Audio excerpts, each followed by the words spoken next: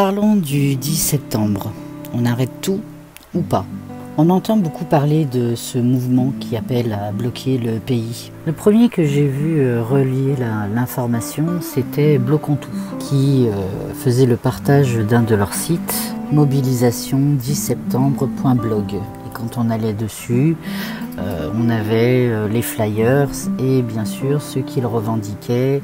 Peu de temps après, le site a été fermé. Sur leur télégramme, ils ont écrit un message. Dans ce message, ils expliquent qu'ils ne veulent plus mettre qui que ce soit en difficulté, qu'ils refusent de précipiter un mouvement dans la confusion ou dans le cadre juridique flou. C'est pourquoi nous envisageons de suspendre l'appel au blocage. Ce n'est ni une défaite ni un abandon, c'est un temps de pause pour garantir un cadre solide et sécurisé à la suite. Évidemment, certains se sont empressés de faire de la récupération. Notamment, le site s'appelle Indignons-nous, qui maintenant a rebaptisé ses réseaux en mettant Indignons-nous, bloquons tout. Quand on continue les recherches, on se rend compte aussi qu'il y a un autre mouvement, un mouvement qui a été lancé déjà depuis le mois de mai sur le canal Telegram. C'est les essentiels, et c'est les essentiels qui seraient à l'initiative de ce mouvement. Sur leur site, on peut voir un compte à rebours, les jours qui restent avant justement ce 10 septembre 2025.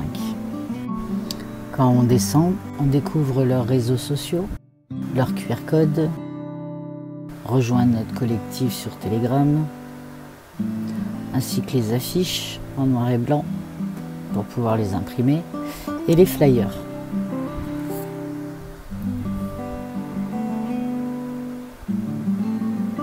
On a un petit moment nostalgique avec Coluche.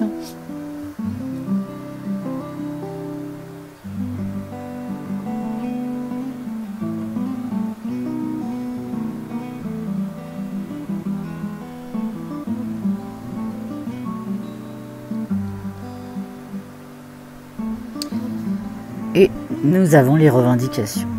Ce que je fais le 10 septembre, je limite ma consommation à l'essentiel. Je règle uniquement en espèces.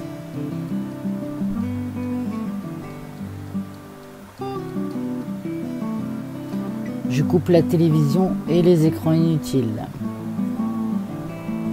Je me connecte aux autres autour de moi.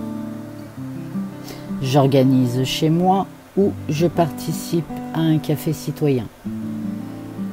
Je m'engage dans une action gratuite et bénévole près de chez moi. Je signe la pétition citoyen de destitution du président Emmanuel Macron. Et blablabli, et blablabla.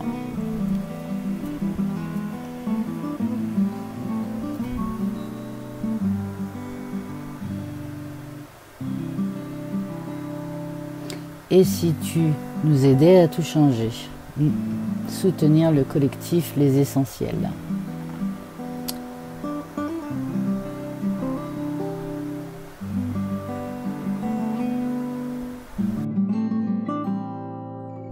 Alors moi je sais pas vous, mais ces couleurs qui sont mises un peu en avant sur certains mots, en bleu, en violet et en rouge, me rappellent quand même quelque chose. Dans la tribune, Jean-Luc Mélenchon annonce qu'il soutiendra le mouvement du 10 septembre. En bas à droite, on voit bien le symbole de la France insoumise et sa couleur, dont la couleur ressemble à peu près, ou même carrément, aux mêmes couleurs du site. Sur la photo précédente, quelque chose m'a interpellée. Ce point levé, je me rappelais l'avoir vu déjà quelque part. Donc on va revenir un peu en arrière. Sur le premier site, Bloquons Tout, qui justement avait sur la vignette en haut à gauche, on voit bien marqué le 10 septembre, stop aux raquettes, plusieurs mains de couleurs différentes pour l'union, appel à la solidarité du peuple, et ce point avec l'interdiction école-travail. Mais ce point, la couleur du site plus le point levé me font quand même poser pas mal de questions sur réellement qui sont les créateurs de ce mouvement. Et maintenant, Jean-Luc Mélenchon demande à la CGT et à d'autres de sortir dans les rues le 10 septembre alors que le mouvement de départ se faisait appeler le mouvement canapé. N'avez-vous pas l'impression que nous rentrons dans un schéma répétitif et que nous allons encore devoir payer de nos poches et de notre survie ce mouvement? Prenons les schémas répétitifs. Il y a eu des grandes manifs en 2018 qui devaient être des mouvements pacifiques, mais avec la récupération politique, on nous les a montrés comme barbares, des gens pleins de haine et de colère.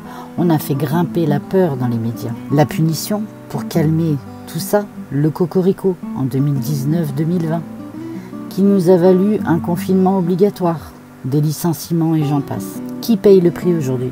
Les manifs pour la réforme des retraites en 2023, avec le 49.3. Ils sont tous rentrés chez eux. Un grand mouvement aussi au niveau des agriculteurs en 2024 et qui paye aujourd'hui. Le mouvement du 10 septembre, à peine divulgué sur quelques réseaux, est déjà repris sur des plateaux télé. Une division est déjà opérationnelle sur ceux qui sont pour ou contre ce mouvement. Le 10, c'est nous qui décidons de nous confiner cette fois. Et à votre avis, à la fin, que va-t-il se passer? Parce qu'il y aura une fin. Qui va payer? Dernier point.